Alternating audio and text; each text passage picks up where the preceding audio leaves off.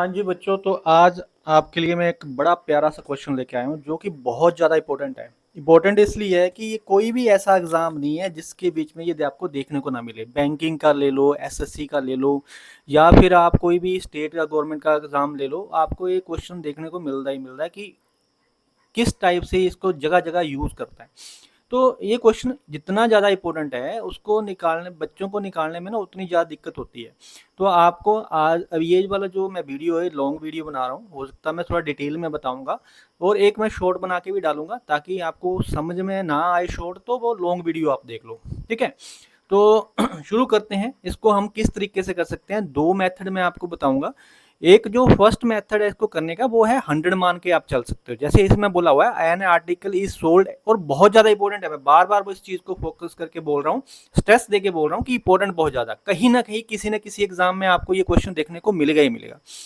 तो इसमें बोला क्या है, कहता है an article is sold at a profit of 26% if it's cost price had been 12% higher. तो यहाँ पर बोल दिया इसने कि कॉस्ट प्राइस जो है वो बढ़ जाता है, 12% पहले से बढ़ जाता है। ज्यादातर क्वेश्चनों में होता है कि वो कम कर देता है। ठीक है, तो ये क्वेश्चन पे वेरी करता है कि कैसे कैसे उसने बोला है। And it's selling price 637 higher, और जो सेलिंग प्राइस है वो पहले से 637 ज्यादा हो गया। दी प्रॉफिट वुड हैव बीन 30%, तो उसको प्रॉफिट जो होता है, पहले वहां पर जो उसको प्रॉफिट हो रहा था 26%, अब प्रॉफिट हो रहा है 30%। What was the original cost price, तो ओरिजिनल कॉस्ट प्राइस कितना था उसका।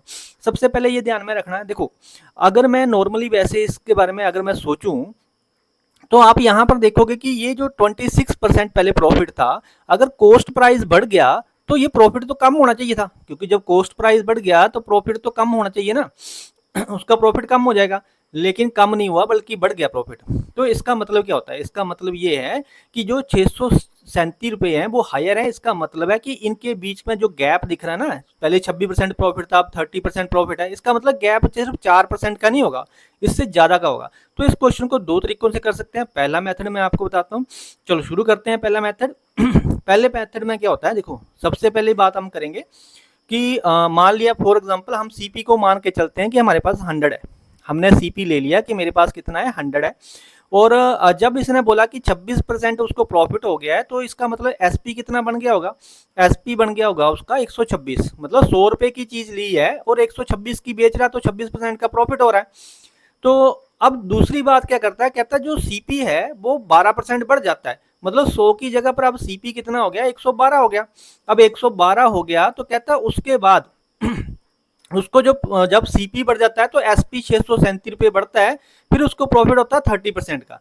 अब बच्चे एक चीज की बड़ा बच्चे बहुत ज्यादा मिस्टेक करते हैं, तो यहाँ पर क्या करते हैं बच्चे, यहाँ से वो इसको बढ़ाना शुरू कर देते हैं। भाई आपने क्या करना है, जो आपका सीपी है ना, सीपी का 30% इसमें बढ़ाना है। अब 30% क्या होता है, देखो 10% कितना होता है, 11.2। अगर 11.2 को अगर आप 3 से मल्टीप्लाई कर लोगे तो आपके पास 30% आ जाएगा। और 30% क्या होगा, वो इसमें ऐड हो जाएगा, तो वो आपका एसपी बन जाएगा, क्योंकि 30% प्रॉफिट जो है वो ऐड होगा। तो इसका 30% अगर ऐसे निकाल लेना है तो ऐसे कर लेना कि 112 इंटू 30% है, इसमें ऐड करना हो तो 30% निकाल के कर लेना, या वैसे ही 130% लिखना हो तो वैसे 13 से, अगर 13 का टेबल आता होगा आपको तो यहाँ से 13 से कर लेना। तो यहाँ से जब हम 13 से करेंगे तो नीचे 10 है उसको वैसे ही रहने देना, डिवाइड करने की जरूरत नहीं है। 13 दूनी 26, बचे हमारे पास 2, 13 एकम 13, 2 15,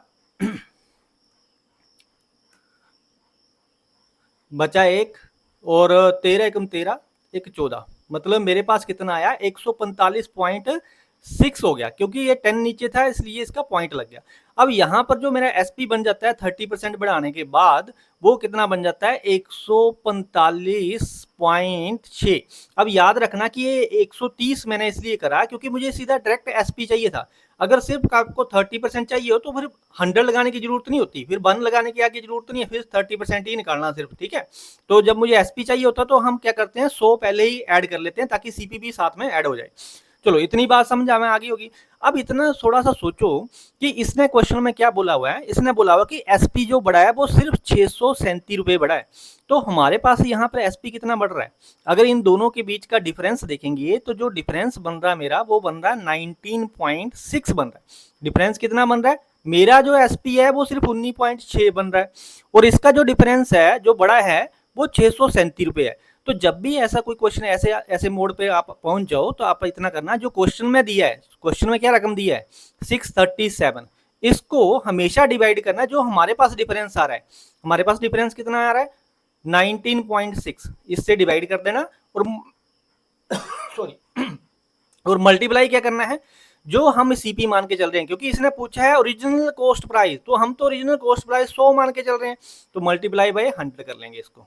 ठीक है, तो जब यहाँ पर जो है 19.6 आता है तो जो पॉइंट लगा है पॉइंट हटा के आप ऊपर जीरो कर सकते हो यहाँ पर। ठीक है, तो पॉइंट हट जाएगा।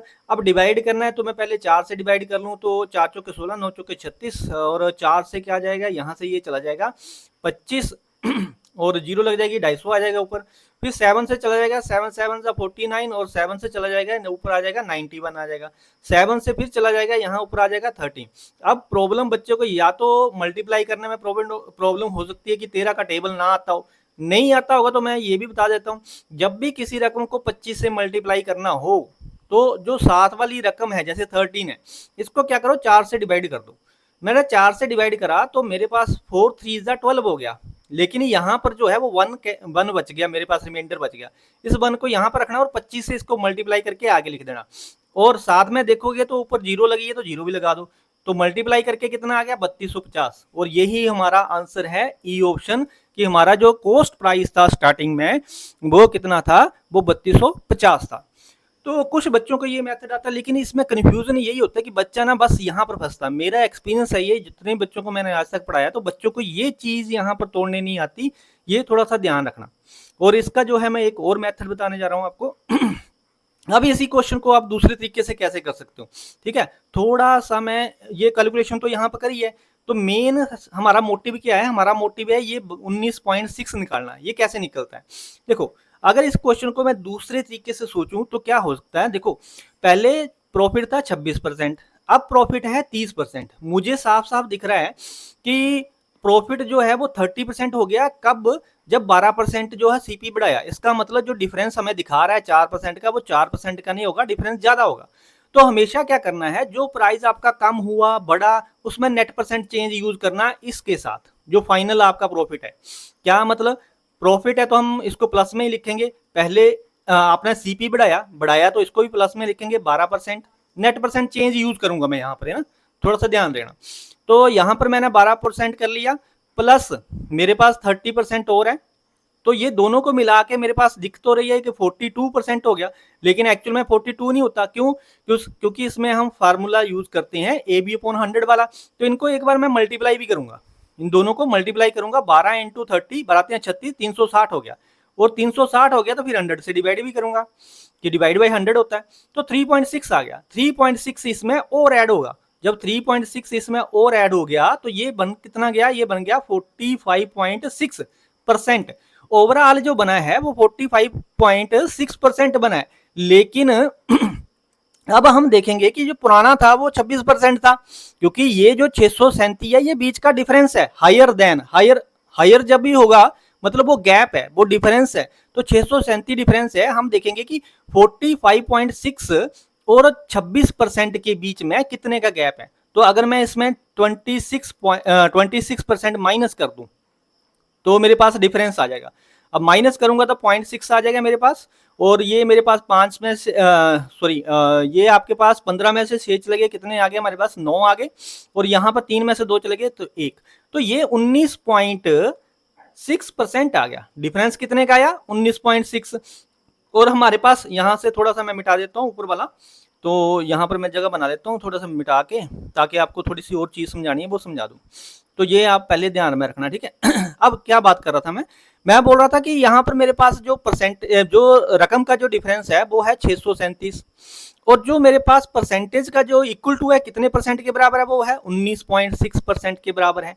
तो जब मुझे कोई रकम किसी परसेंटेज के बराबर हो जाए, जब कोई रकम किसी परसेंटेज के बराबर हो जाए तो उसमें हम परसेंटेज का थर्ड फार्मूला यूज करते हैं, कि हम पता करते हैं कि जो 637 है वो किस रकम का 19.6% है। तो जब हम इसको ऐसे कैलकुलेट करेंगे तो देखो सेम ही कैलकुलेशन है, ये कैलकुलेशन सेम क्वेश्चन यहाँ पर बन रहा है, ये वाली मैंने करके बताई, तो सेम आंसर आ जाएगा 3250। तो इस तरह से हम इसको सॉल्व कर लेंगे। तो इस ये जो चीजें हैं छोटी छोटी सी, ये आपको पता होनी चाहिए। जैसे जब कोई नंबर किसी परसेंटेज के बराबर हो जाए तो बेस नंबर पे शिफ्ट कैसे होना है, बेस नंबर मतलब सीपी कैसे आता है, प्रिंसिपल कैसे आता है, तो वो सारे इससे निकल जाते हैं। तो हम इस तरीके को भी यूज कर सकते हैं। अगर इसमें आपकी पकड़ अच्छी है तो मुझे लगता है इससे कहीं ज्यादा कम टाइम लगेगा इसको करने में।